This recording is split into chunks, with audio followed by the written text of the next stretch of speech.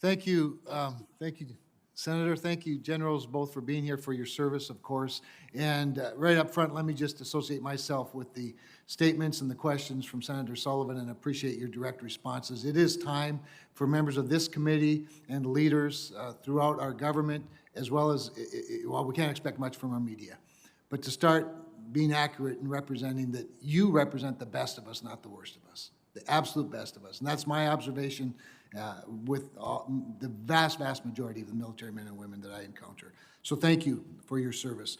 I'll pass on asking you, General Walters, about ISR. I appreciate your previous response to that. I have some concern about the gap being created between legacy and new programs. I want to be a part of the solution, so I appreciate your balanced answer.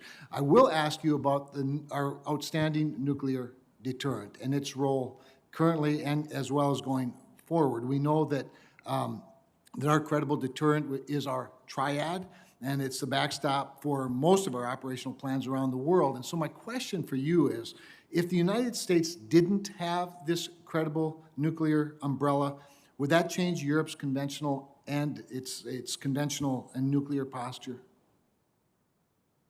Yes, Senator, I think that it would. And what could be the ramifications of them not feeling safe under our umbrella? I think that's the precise issue. We're not certain to the degree that we would be compromising safety and security. And if that happens, could we see, as they change their posture, the build out among our allies, of course, I guess? That's possible, Senator. All right. Then I'm going to shift gears to a question of energy and ask you specifically, do you believe that completion of Nord Stream 2 would affect the leverage that Russia has over our allies in Europe? Yes, Senator.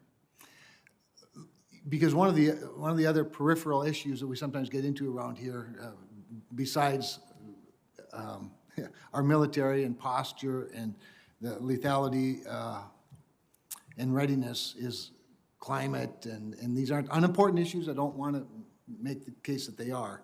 But I want to give you just one example that concerns me a little bit. And I've asked many of your peers about the monitoring of, for example, of Iran's tankers and the movement of energy, fossil energy, in unsafe parts of the world.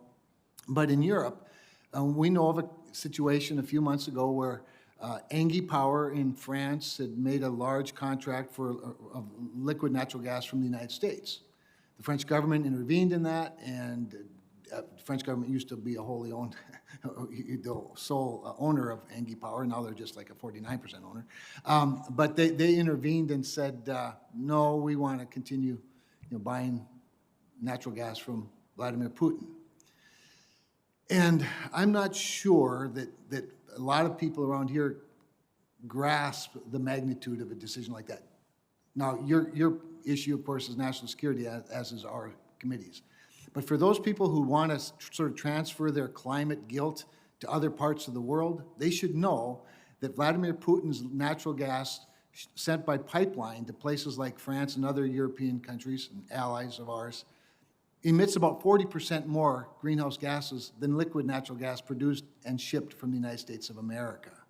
So I guess what I would just request, and you give very good direct answers to questions, but we need to help our public better understand the ramifications of climate change globally and the ramifications of hurting America's domestic production of fossil fuels that are in high demand around the world, and not let our allies, much less adversaries, be dependent more on not as clean and certainly not as secure energy resources as the alternative to American clean, good energy is. So with that, I thank you and yield back.